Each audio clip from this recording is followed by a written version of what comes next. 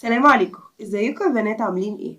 حلقة جديدة النهاردة من حلقات قناة حياتنا مع دكتورة هناء. هتكلم معاكي النهاردة في حاجة مهمة جدا تخص كل واحدة فينا. ازاي تخلي جوزك يحبك ويعشقك وما يستغناش عنك ابدا. ويلا بينا نبدأ الحلقة بسرعة. اول حاجة، اتعلمي تكوني بسيطة.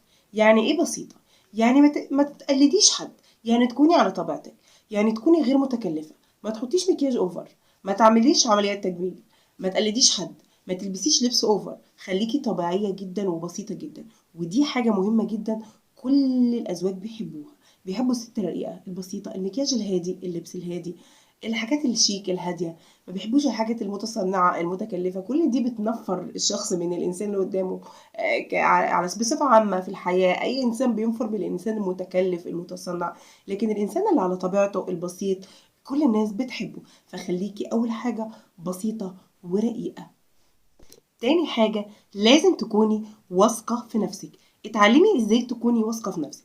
يعني لما تدخلي تقعدي في مكان، تقعدي راكزة وثابتة، ومش بتبصي كتير حواليكي، ومش كل شوية قاعدة تعدلي مثلا في هدومك في طرحتك. لأ، ثابتة وركزة، لأن انتي إنسانة واثقة في نفسك. لما تكوني راكبة عربيتك تكوني ماشية مستقيمة واثقة في نفسك. لو حد كلمك ما ترديش عليه، انتي إنسانة واثقة في نفسك وعارفة انتي بتعملي ايه. لما تكوني في بيتك بتعملي شغل بيتك وحد موجود معاكي وبيتكلم معاكي، تكلمي بكل ثقة وبوضوح، لان انت انسانة واثقة في نفسك وعارفة ان انت بتعملي ايه، انت مش بتلعبي. لما تكوني انت في شغلك وحد ينتقدك في اي شغل، في سواء اي مجال شغل، تردي بكل وضوح وكل ثقة. ما ترديش وانت مهزوزة، لان انت انسانة واثقة في نفسك. الراجل بيحب الست الواثقة في نفسها. قلنا اول حاجة الست البسيطة، تاني حاجة الست الواثقة في نفسها. ويلا بينا نشوف تالت حاجة الراجل بيحب الست المتفائلة. يعني ايه المتفائلة؟ يعني ما تشتكيش كتير. مش كل حاجة مشاكل مشاكل مشاكل، ما تشتكيش كتير. لو طلبت حاجة تطلبها مرة مرتين وتسكت وخلاص. المتفائلة التي تدفعه للأمام. يعني مثلا اما يجي زهقان وطهقان ومش طايق نفسه وحياته كلها مشاكل، ما تقعدش تقول له اصل العيال، اصل البيت، اصل الحكايه. لا، تقول له مالك، في ايه، تتكلم معاه. مش عايز يتكلم ما تتكلمش، هو هيجي من نفسه يتكلم. يعني تكوني دايما بتقولي الكلمه الحلوه، مش بتقولي الكلمه اللي تعمل مشكله وتقلب الدنيا. انت مثلا عايزه طلب، شوفي الوقت المناسب واطلبيه فيه، وهكذا. فدايما تكوني متفائله، متفائله ان انت هتعملي كل شيء، متفائله ان جوزك هيجيب لك كل شيء، متفائله ان اي مشروع في شغلك او اي شغل انت بتعمليه هيتقضى على خير. خليكي دايما متفائله. ما تحطيش التشاؤم ابدا ابدا ابدا عائق في حياتك. طول ما انت عندك تفاؤل هيبقى عندك امل، فهتبقي ست محبوبه في وسط الناس، في وسط عيلتك، مع زوجك واولادك، في شغلك، في اي محيط انت موجوده فيه. خليكي دايما متفائله. وتعالوا نشوف رابع حاجه خليكي مكتفيه بنفسك. يعني ايه مكتفيه بنفسك؟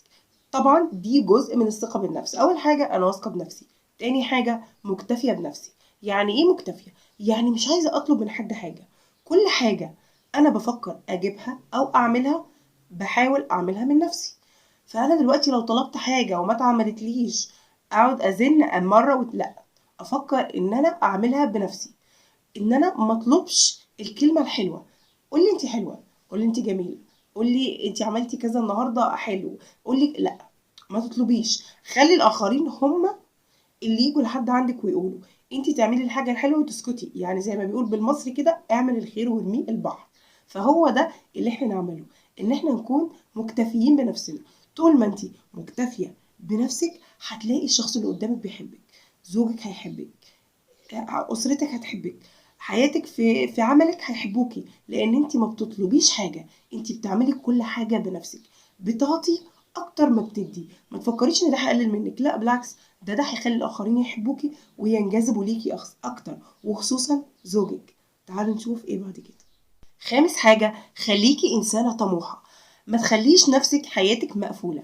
لو انت ست بيت مثلا ومش بتشتغلي، لازم تكوني عندك طموح حتى وانت جوه بيتك، ان انت ممكن تعملي حاجه تساعدي بيها نفسك وتعملي بيها لنفسك كيان. انك تشتغلي وانت جوه بيتك، تعملي اكل وتبيعيه، تجيبي مشغولات او مفروشات وتبيعيها، تشتغلي حاجات يدويه وتبيعيها. يعني تكوني ست طموحه. لو انت بتشتغلي موظفه او شغل خاص، في كل الاحوال تكوني طموحه في شغلك، انك دايما تطوري نفسك عشان تحافظي على شغلك.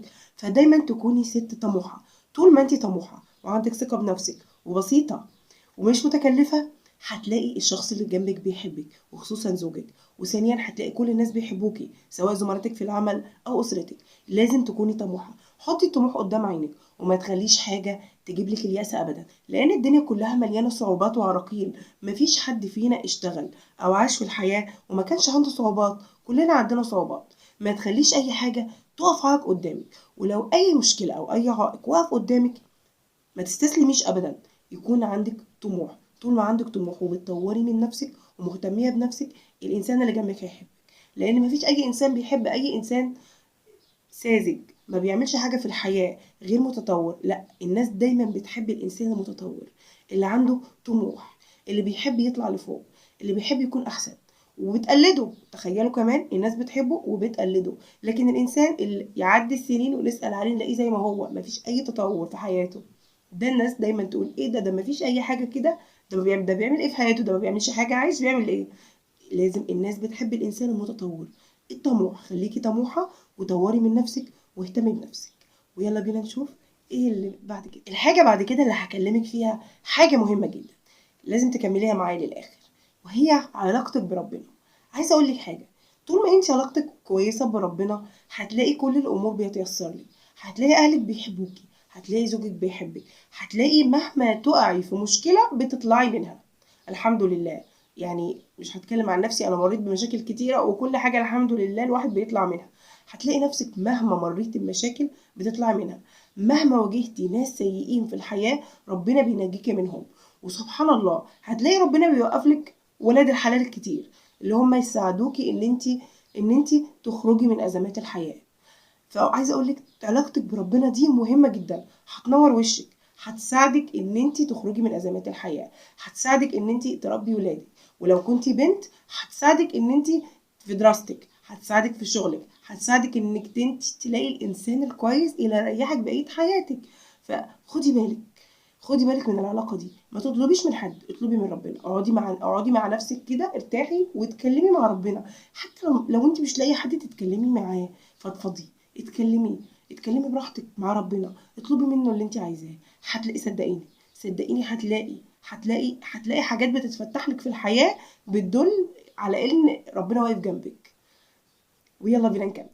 خليكي طموحة، خليكي واثقة في نفسك، خليكي بسيطة، خليكي متفائلة، خليكي علاقتك كويسة بربنا. كل دي حاجات هتساعدك ان انت تعيشي حياتك صح، وان انت تكوني محبوبة من زوجك ومن اهلك ومن زملاتك في العمل ومن كل الناس اللي حواليكي. وقبل ما تمشي وتسيبي القناة متنسيش تعملي لايك وشير واشتراك لقناة حياتنا مع دكتور هنا. بحبك يا اجمل ست ويا اجمل بنت في الدنيا. سلام.